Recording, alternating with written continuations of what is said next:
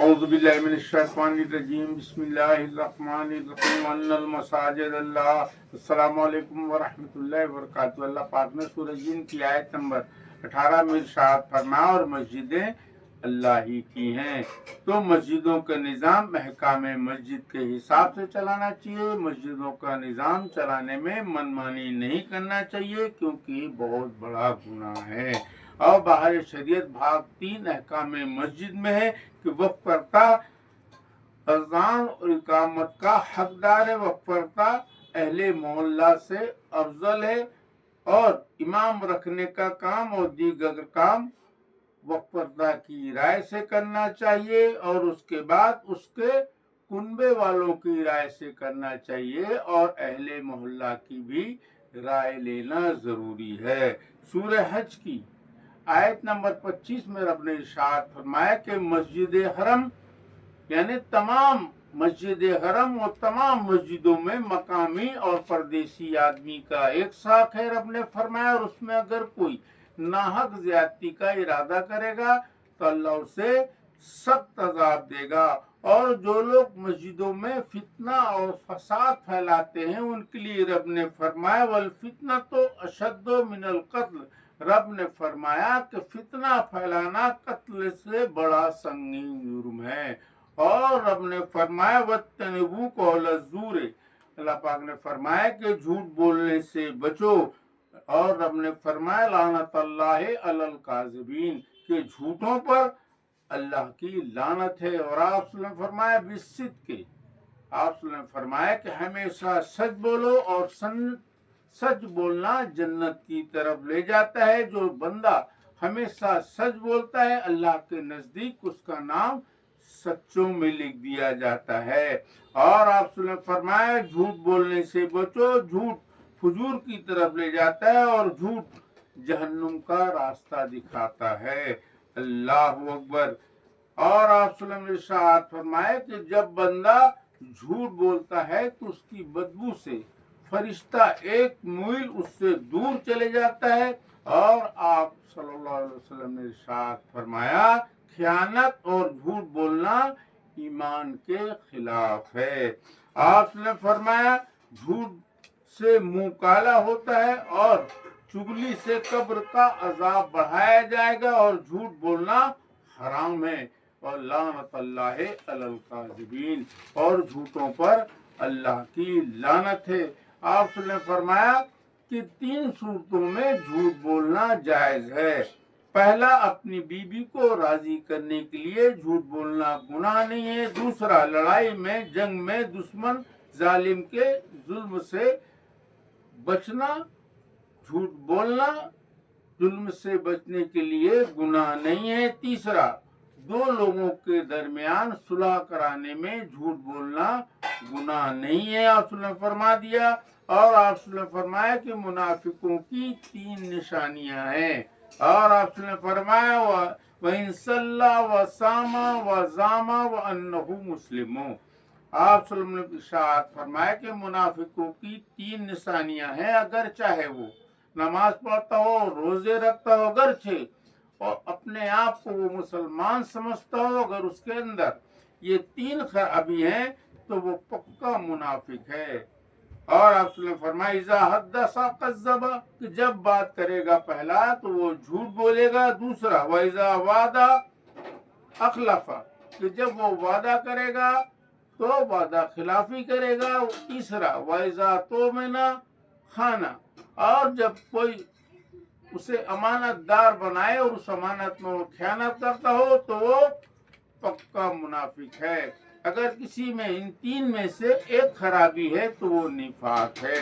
آج کل کچھ لوگ میرے بھائی جھوٹ بول کر مسلمانوں میں آپس میں برائی پھیلاتے ہیں. آپ اللہ کا یہ حکم سن لیں جو سورہ نور کی آیت نمبر 19 میں رب نے فرمایا کہ ان الذین یحبون ان تشیع الفاحشۃ فی الذین آمنوا لهم عذاب علیم فی الدنیا والآخرہ واللہ یعلم وانتم لا تعلمون. اللہ پاک نے ارشاد فرمایا کہ جو لوگ مسلمانوں میں برائی کا چرچا پھیلاتے ہیں ان کے لیے دردناک عذاب ہے دنیا اور آخرت میں، اور اللہ جانتا ہے اور تم نہیں جانتے۔ اللہ اکبر۔ اور ناظرین، آج کل معاشرے میں کئی لوگ کسی بے قصور پر جھوٹی تہمت لگا دیتے ہیں اور بہتان لگا دیتے ہیں۔ ان کے لیے سورہ نور کی آیت نمبر 12 اور 13 میں رب نے ارشاد فرمایا، اگر کوئی بے قصور پر بہتان لگائے اور اس پر اگر وہ 4 گواہ نہ لائے تو اللہ کے نزدیک جھوٹا ہے، لعنت اللہ علی الکاذبین، اور جھوٹوں پر اللہ کی لعنت ہے۔ اور آپ صلی اللہ علیہ وسلم فرمایا، کفا بالمرء کذبا ان یحدث بکل ما سمع۔ آپ صلی اللہ علیہ وسلم نے ارشاد فرمایا، کسی کے جھوٹا ہونے کے لیے اتنا کافی ہے کہ وہ سنی بات کسی سے بنا تحقیق کہہ دے۔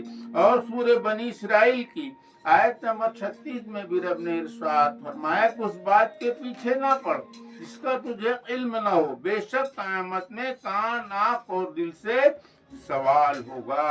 اللہ اکبر۔ حضرت علی رضی اللہ عنہ ارشاد فرماتے ہیں کہ جھوٹ بول کر جیتنے سے بہتر ہے کہ سچ بول کر ہار جاؤ۔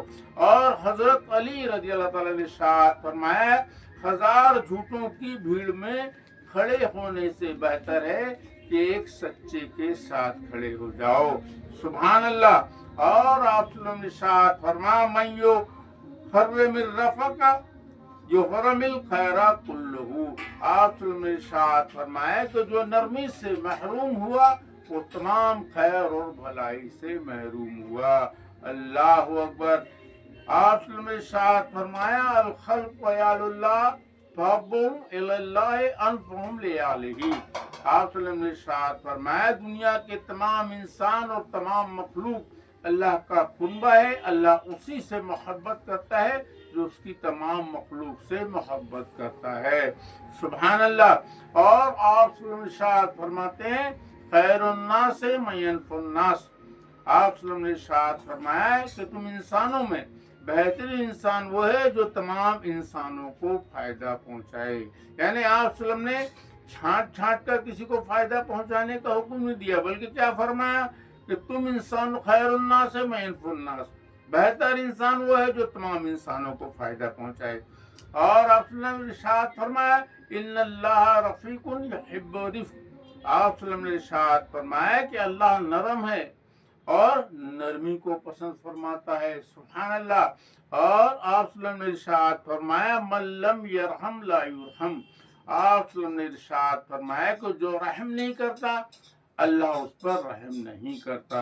یعنی تم رحم کرو اہل زمین پر، تب خدا مہرباں ہوگا تم پر عرش بری پر۔ آپ صلی اللہ علیہ وسلم نے ارشاد فرمایا، حب للناس ما تحب نفسک تکن مسلم۔ آپ صلی اللہ علیہ وسلم نے ارشاد فرمایا کہ جو تم اپنے لیے پسند کرتے ہو وہ تمام انسانوں کے لیے پسند کرو، تب تم مسلمان ہو۔ سبحان اللہ۔ استغفر اللہ۔ اور آپ صلی اللہ علیہ وسلم نے ارشاد فرمایا، لا یؤمن احدکم حتی یحب لاخیہ ما یحب ما تو نفسہ۔ آپ صلی اللہ علیہ وسلم نے ارشاد فرمایا کہ تم میں کا کوئی شخص اس وقت تک مومن نہیں ہو سکتا جب تک جو اپنے لیے پسند کرتا ہے اپنے مسلمان بھائی کے لیے بھی پسند نہ کر لے۔ سبحان اللہ۔ استغفر اللہ۔ چینل کو ناظرین ثواب کی نیت سے ضرور شیئر کریں تاکہ ہمارے اسلامی بھائی بہن اس طرح کے گناہ کرنے سے بچ سکیں۔ چینل فالو کریں، ویڈیو شیئر کریں۔ استغفر اللہ۔ السلام علیکم ورحمۃ اللہ وبرکاتہ۔